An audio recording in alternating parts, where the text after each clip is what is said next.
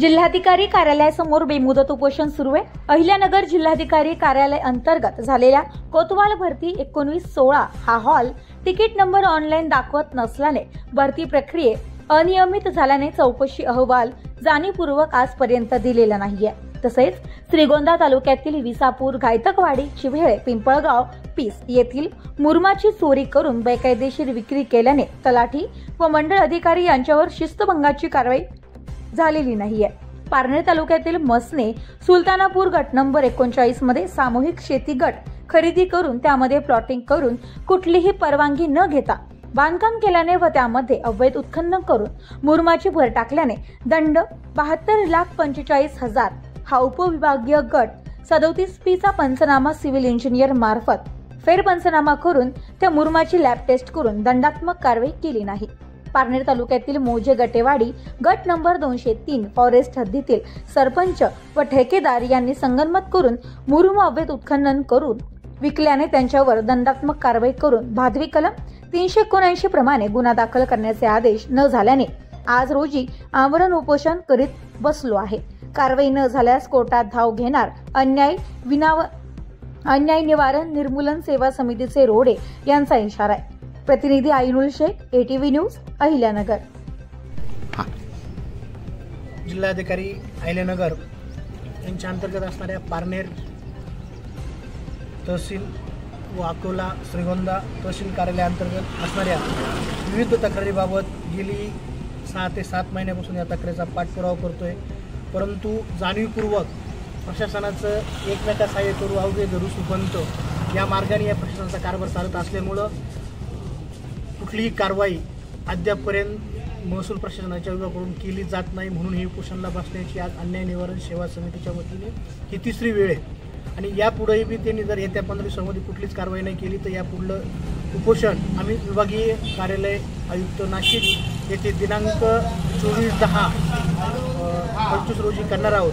तर या जिल्हाधिकारी कार्यालयाअंतर्गत असणाऱ्या पारनेर तालुक्यातील मसने सुलतानपूर गट नंबर 39 मध्ये सामूहिक शेती गट खरेदी करून त्यामध्ये प्लॉटिंग करून मोठ्या प्रमाणामध्ये अवैधरित्या मुरुम उत्खनन टाकून जवळजवळ 72 लाख रुपये दंड त्यामध्ये आकारण्यात आला होता। नमो नंबर 3 सुद्धा काढण्यात आला होता, परंतु उपविभागीय अधिकारी श्रीगोंदा पारनेर यांनी अर्थपूर्ण संबंध ठेवत जाणीवपूर्वक दंड माफ करण्यात आला, कारण तो शासन परिपत्रकाची पायमल्ली करून तो दंड माफ करण्यात आलेला आहे।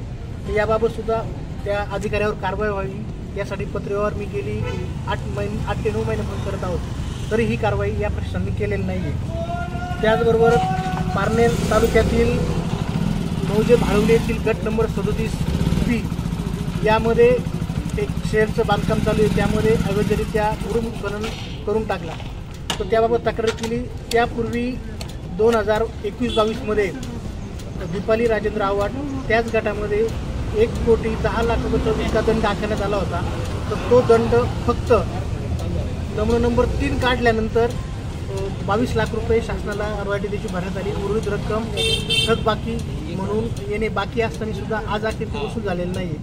आणि या कोरडे यांच्या सपाटीकरणाची परवानगी देण्यासाठी दीपाली राजेंद्र आव्हाड यांनी पत्र दिलेलं आहे की सदर माझ्या गटातून मुरुम न्या, काही हरकत नाही।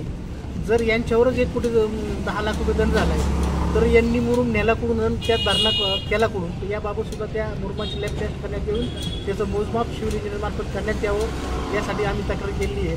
अशा अनेक तक्रारी अकोला तालुक्यातील एक खडी क्रेशर आहे, त्या खडी क्रेशरवर अवैधरित्या चालू आहे, त्याच्यावर महसूल अधिनियम 4860 48:7 प्रमाणे कारवाई करण्यात यावी यासाठी सुद्धा पत्रव्यवहार केला होता, परंतु महसूल विभागाचे काही कर्मचारी इलेक्शन ड्युटी असल्यामुळे संबंधित कारवाई होऊ शकली नाही। तर यामुळे आम्ही हे उपोषण स्थगित करून येत्या 15 दिवसामध्ये कारवाई नाही झाली तर समितीच्या वतीने आम्ही दिनांक 24/11/25 रोजी विभागीय कार्यालय नाशिक येथे उपोषणाला बसणार आहोत। धन्यवाद। मी रियाज खुदाबख्श शेख, राहणार ढवळपुरी, तालुका पारनेर, जिल्हा अहिल्यानगर।